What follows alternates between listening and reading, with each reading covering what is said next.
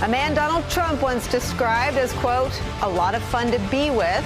66-year-old billionaire financier Jeffrey Epstein was in court today where he pleaded not guilty to charges of sex trafficking of minors and conspiracy to commit sex trafficking of minors. Investigators also say they seized a trove of photographs of underage girls from Epstein's Manhattan residence over the weekend. The Southern District of New York leading this prosecution of Epstein. He was previously investigated in Florida and ultimately not prosecuted, a decision that could rock the Trump administration in the coming days and weeks, along with members of Epstein's circle who may also become ensnared. Here's U.S. Attorney Jeffrey Berman today. The alleged behavior shocks the conscience. And while the charged conduct is from a number of years ago, it is still profoundly important to the many alleged victims, now young women. They deserve their day in court. The New York Times writes of today's charges, quote, Mr. Berman's decision to seek an indictment in Manhattan was an implicit rebuke of the decision by prosecutors in Miami in 2008 to enter an agreement with Mr. Epstein that allowed him to avoid federal prosecution and a possible life sentence. And here's where the story goes from lurid and tragic to potentially explosive for the Trump administration. That implicit rebuke is a rebuke of a deal negotiated by a current member of Donald Trump's cabinet, his Secretary of Labor, Alex Acosta, who previously served as the top prosecutor in South Florida and negotiated that non-prosecution agreement for Epstein. Julie K. Brown, investigative reporter for the Miami Herald, who has done groundbreaking work on this story, work that happened to be credited today by those prosecutors in New York, wrote this last fall. Quote, Acosta allowed Epstein's lawyers unusual freedoms in dictating the terms of the non-prosecution agreement. The report adds Epstein and 4 of his accomplices named in the agreement received immunity from all federal criminal charges. But even more unusual, the deal included wording that granted immunity to any potential co-conspirators who were also involved in Epstein's crimes. As part of the agreement, Acosta agreed, despite a federal law to the contrary, that the deal would be kept from the victims. That reporting from Julie K. Brown kicked off a firestorm of controversy around Trump's labor secretary. But when Trump was asked about Acosta in February, he played dumb. Mr. President, do you have any concerns about the labor secretary's handling of the Jeffrey Epstein case? I really don't know too much about it. I know he's done a great job as labor secretary, and that seems like a long time ago, but I know he's been a fantastic labor secretary. That's all I can really tell you about it. That's all I know about it. The old long time ago excuse. We've heard that before. And on Epstein, Trump's comment to New York Magazine in 2002 stands out today. He gave that comment around the time period covered in today's indictment. The president said this, quote, I've known Jeff for 15 years. Terrific guy. He's a lot of fun to be with. It is even said that he likes beautiful women as much as I do. And many of them are on the younger side. No doubt about it. Jeffrey enjoys his social life. But what's old is new, and today Epstein is behind bars, at least until his bail hearing next week. Also today, the White House and the president mum on both Acosta and Epstein. We are watching that space for you, and that is where we start today with some of our favorite reporters and friends. With us in New York, the aforementioned Miami Herald investigative reporter Julie K. Brown. Also joining us, former federal prosecutor for the Southern District of New York, Mimi Rocah, plus former assistant director for counterintelligence at the FBI, Frank Figliuzzi. Joining me on set in Washington, Jeremy Bash, former chief of staff at the CIA and the Department of Defense, and senior correspondent for Boston's public news station WBUR, Kim Atkins. I want to start with you. Julie, I'm such a fan of your journalism. I'm such a fan of your steeliness. But today, can you just take us through today's developments before you take us back to some of your original reporting that led us here? Well, we had quite a throng of media at the federal courthouse here in Manhattan, and it started at 11 o'clock with a press conference by the U.S. Attorney Jeffrey Berman, in which he displayed a huge sort of wanted poster of Jeffrey Epstein, basically with the mission of trying to reach out to more victims, and with the promise that they had a hotline that they could call and that they would be pushed right to the top of that phone chain, so to speak, because he announced, and the FBI, assistant FBI director announced as well, that this is a priority for them right now, and they are going to do everything they can to put him behind bars for a long time. So, Julie, can you just take us through how we got to the U.S. Attorney for the Southern District of New York holding up a wanted poster, publicizing a hotline to help bring out of the woodwork more victims, when the last federal prosecutor who looked at Jeffrey Epstein sat in a conference room? I'm going to read some of your reporting back for our viewers who may have missed this, and anyone who missed this reporting should go back and read all of it. I reread it all yesterday. So this is from some of your reporting in the fall about Acosta, who was the last federal prosecutor to look at Epstein's crimes and to ultimately enter into a non-prosecution agreement with him. You wrote this: Acosta in 2011 would explain that he was unduly pressured by Epstein's heavy-hitting lawyers, Lefkowitz, Harvard professor Alan Dershowitz, Jack Goldberger, Roy Black, a former U.S. attorney, former Whitewater special prosecutor. You basically detail that Acosta's defense here is that he was out-lawyered. But how did Epstein end up walking away with no jail time and an arrangement that left the victims in the dark? Well, they did a pretty masterful job of keeping this whole scandal under wraps. They did a lot of this behind closed doors. They, quite frankly, misled not only the public, but they misled the judge. Did not even tell her the scope of Mr. Epstein's crimes that he was accused of. And he never, of course, gave the victims an opportunity to even appear in court at the sentencing, where they likely would have objected to him being charged. He was charged with a prostitution charge, and this was all done without their knowledge, and the media really didn't know about it either. It was very carefully orchestrated so that no one would find out. I want to read, this is sort of, I think when we talk about the inequities in our criminal justice system, this scene depicts exactly what people worry about. You write this: on a muggy October morning in 2007, Miami's top federal prosecutor, Alexander Acosta, had a breakfast appointment with a former colleague, Washington, D.C. attorney Jay Lefkowitz. It was an unusual meeting for the then 38-year-old prosecutor, a rising Republican star who'd served in several White House posts before being named U.S. attorney in Miami by George W. Bush. Instead of meeting at the prosecutor's Miami headquarters, the two men, both with roots in the prestigious Washington law firm of Kirkland and Ellis, convened at the Marriott in West Palm Beach, 70 miles away. For Lefkowitz, 44, a U.S. special envoy to North Korea and a corporate lawyer, the meeting was critical. His client, Palm Beach multimillionaire Jeffrey Epstein, was accused of assembling a large cult-like network of underage girls with the help of young female recruiters to coerce into having sex acts behind the walls of his opulent waterfront mansion as often as 3 times a day. How did this reporting, I mean, they basically credit this reporting of yours with bringing this case back in front of federal prosecutors. Can you just tie a line between what you describe in that stunning and startling scene and what may happen now? I heard you say on our air yesterday that there may be a whole lot of powerful people ensnared in the kind of conduct Jeffrey Epstein is guilty of. Well, we don't have all the information from the investigation that they did in Florida, but the information that we have included a lot of emails that went back and forth between Epstein's defense attorneys and federal prosecutors, and I found those emails to be pretty stunning. They were very collegial, maybe even more than collegial, you know, how was your weekend kind of thing, and oh, we'll meet here and we'll meet there, and it just...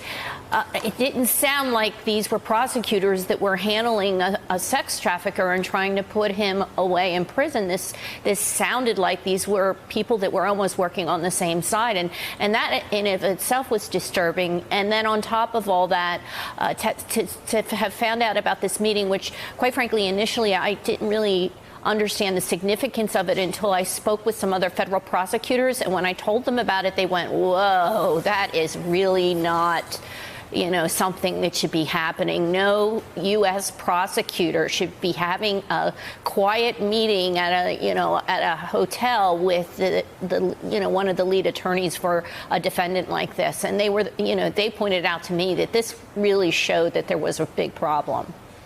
Frank Figliuzzi and Mimi Rocah, let me bring both of you into this. Frank, let me start with you. I want to know from your perspective, just contrast what Julie just laid out, that today the U.S. Attorney for the Southern District of New York basically had a wanted poster up of Jeffrey Epstein looking for more victims to build his criminal case, where in 2008, the defense attorney, a former colleague of then U.S. Attorney Alex Acosta, met off campus, off site, outside of the U.S. Attorney's offices in South Florida, and worked out what sounds like a non-prosecution agreement so outside the norm that it would appear to me that U.S. Attorney Jeff Berman rebuked it in his public statement today.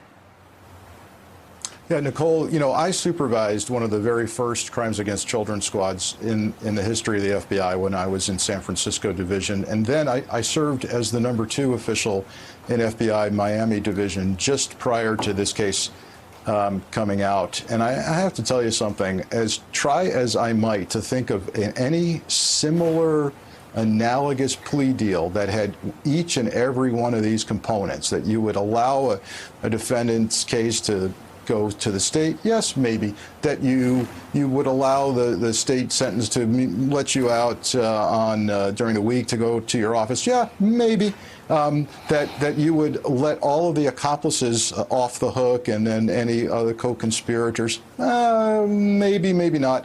But that you would hide then the plea deal from the victims in a sex trafficking case, no. So all of those totality of components to this deal, I have never seen before, particularly in a sex trafficking of minors case. So it smells very, very badly. And the reason why I think the public corruption section of the Southern District of New York U.S. Attorney's Office is engaged in this case is because it smells badly to them too.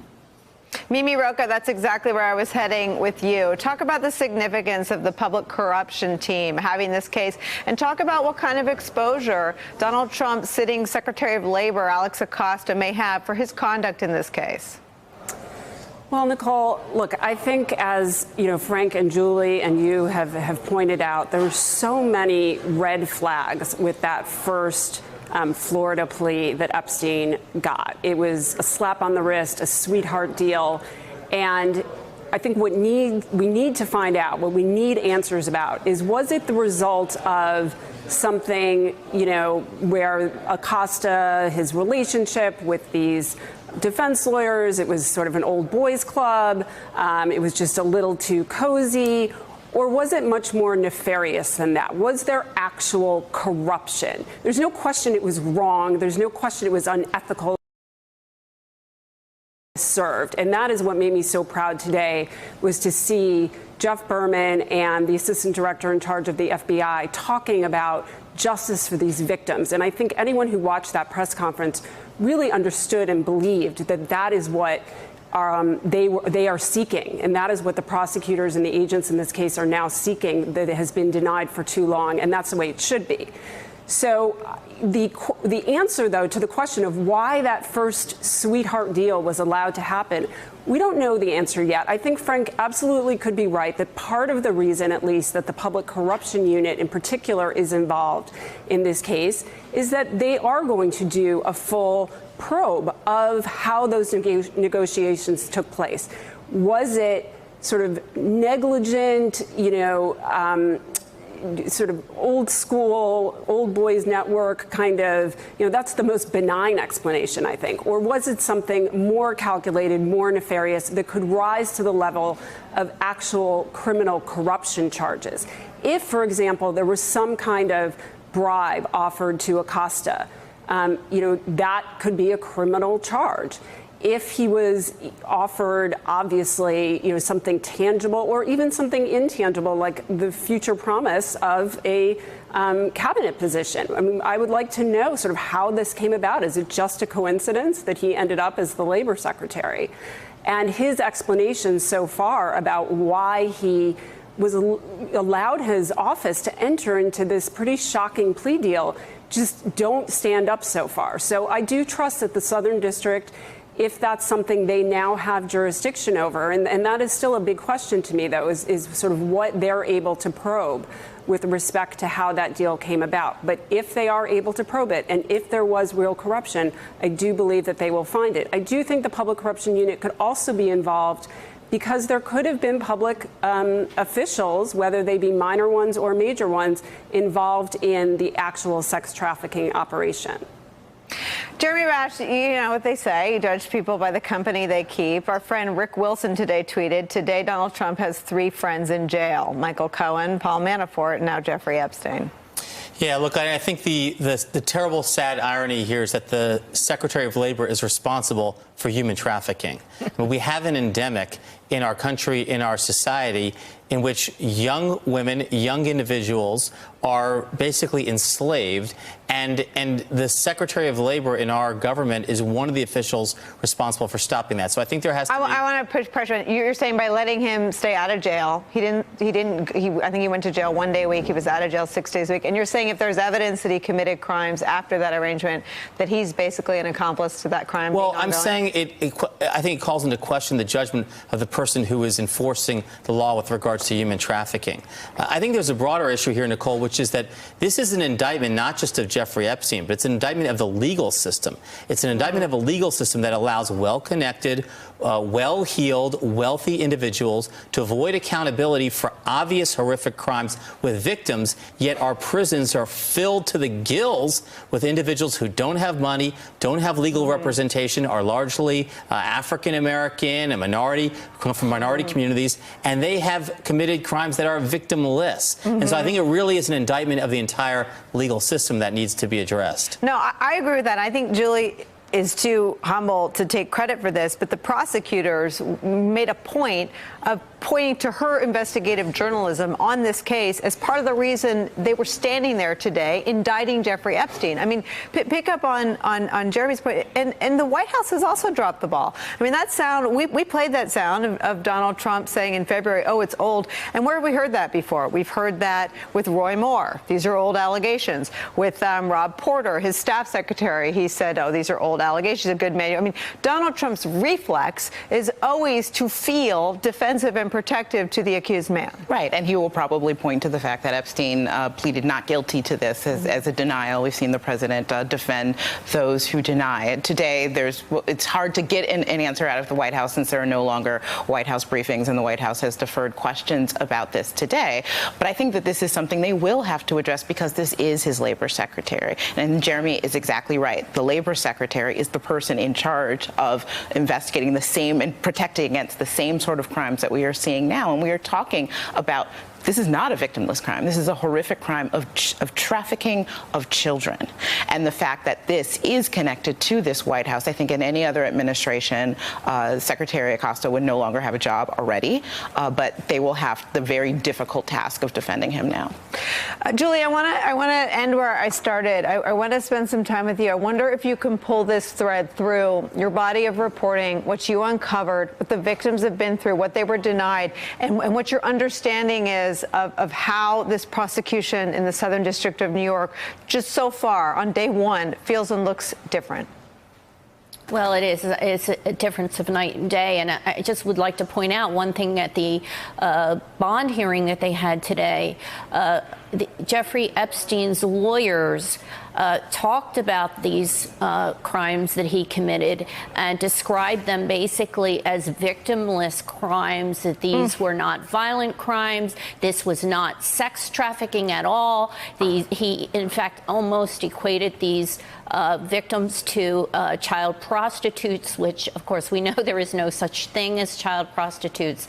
And so this is sort of a look at how the prosecutors, to some degree in Florida, handled this case. These were not victims. They were child prostitutes in their mind when this happened. And I think that Mr. Berman has made it very clear that this is a very serious crime, and to try to characterize this as anything other than a sex trafficking really does a disservice to the criminal law enforcement community that works day in and day out to enforce these kinds of laws against children. Frank Figliuzzi, you and I have had a lot of conversations about SDNY. Now it's a household name because of their prosecutions of Michael Cohen and their investigation into the Trump organization. Just talk to me about what this investigation might look like, the parts we don't yet see. So we know they searched Mr. Epstein's residence. They found photographs. We know that the charges so far are for sex trafficking of minors and conspiracy for a sex trafficking of minors crime. They're also, though, as Julie pointed out at the top of the show, they're looking for more victims. What is SDNY doing? Yeah, there's going to be various components of this, and you can see it in the shape that we've already seen, in the sense that there's a public corruption aspect to this. There's going to be the general crimes against children aspect of this. But you know who's going to play a huge role in this is the computer forensic examiners for FBI New York. They're going to come in, the fruits of that search warrant. We already know they found nude photos of apparent minors. And by the way, that's huge from a legal perspective. Why? Because when they have a detention hearing, which may be scheduled for Thursday, and they try to claim this guy's a flight risk, Epstein should be detained pending trial because he might flee, there's another aspect now, which is he may be an active offender. He's still in possession of child pornography. That's an additional charge. So, but what I'm really fascinated by is the forensic part of this. So are they going to find communications dating way back, going back to Mar-a-Lago, going back to associations with Donald Trump, other players in this? There's affiliations with Clinton. What are they going to find in communications? And even are they going to find communications related to the old charges in Florida and now perhaps concern about new charges surfacing? Hey there, I'm Chris Hayes from MSNBC. Thanks for watching MSNBC on YouTube. If you want to keep up to date with the videos we're putting out, you can click subscribe just below me or click over on this list to see lots of other great videos.